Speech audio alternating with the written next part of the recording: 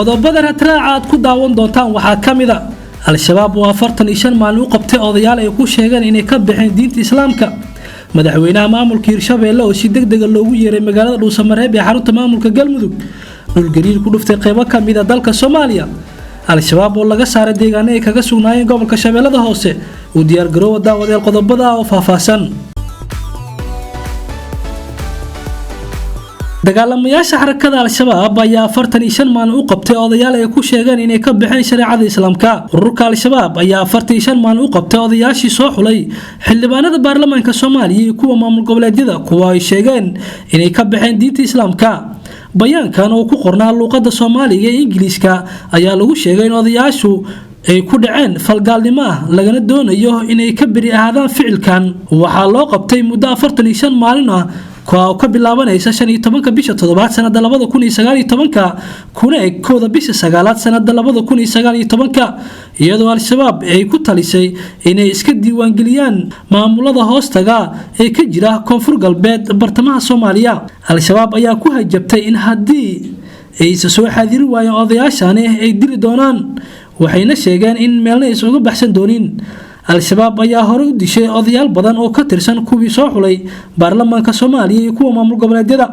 madaxweynaha maamulka Hirshabeelle Maxamed Cabdi Waara ayaa ku sii jeeda magaalada Dhuusamareeb ee xarunta maamulka Galmudug kadib markii la sheegay inuu u yeeray Ra'iisul Wasaare Xasan Cali Khayre sida wararka ay sheegayaan madaxweynaha Hirshabeelle ayaa la kulmi doona Ra'iisul Wasaare Khayre iyo waliba iyagoo ka wada hadli doona arrimo dhowr ah oo la xiriira arrinta maamulka Hirshabeelle iyo Galmudug madaxweyne Waare ayaa maalmihii la soo dhaafay ku sugnaa magaalada Beledweyne ay ka jirtay xiisad siyaasadeed oo aad u kacsan taa u dhalisay gudoomiyihii hore gobolka Hiiraan Yuusuf Axmed Hagar Yuusuf Dabageed xilka qaadis lagu sameeyay uu ka biyadiiday walow wafdi wasiir xildhibaan halkaasi gaaray ee isku dayay inay xaliyaan ugu dambeyntii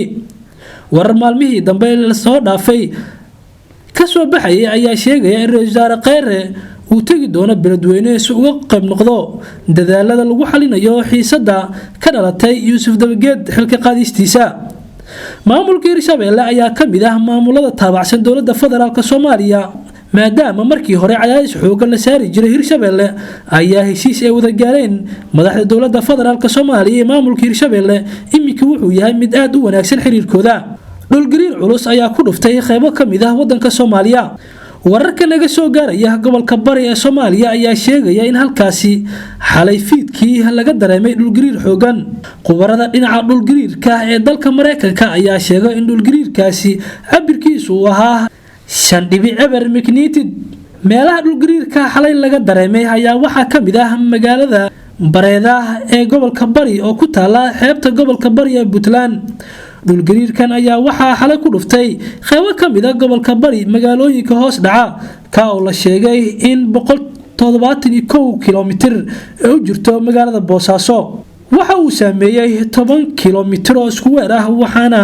xijadiisu ahayd 13.339 digrii oo waqooyi iyo waliba 50.499 oo jihada bari ah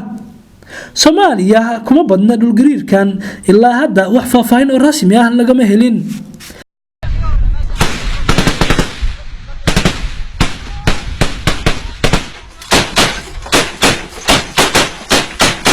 dagaalamayaasha xarakada al-shabaab ayaa laga saaray qaybo ka mid ah gobolka Shabeellada Hoose ee ka talin jireen dagaal xoogan oo ciidamada dowladda federaalka Soomaaliya ay kuwa al-shabaab ku dhaxmaray duleedka deegaanka Bariire ee gobolka Shabeellada Hoose ayaa la sheegayaa in tuulooyin hor la wareeyeen ciidanka dowladda Soomaaliya al-shabaab iyo ciidanka militariga Soomaaliya ayaa dagaal saacado qaatay wuxuu ku dhaxmaray halkaasi walow la sheegay ugu dambeyntii in al-shabaab looga awood roonaaday halkaasi ciidamadu ayaa hadda ku sugan deegaankii lagu dagaalamay waxaana la sheegayaa in halkaasi ciidamadu ay doonayaan in ka sii socdaan qodobada wararka raadinta ku daawan doonta haduu ee bidmo waxa ka noqonaya gobolka Shabeellada Hoose Soomaaliya oo sameynaysa guddi qaran ee xakameynta hubka fudud fadlan haddii aad nagu cusubtahay subscribe sar channelkan si aad u hesho wararka ugu dambeeyay Soomaaliya caalamka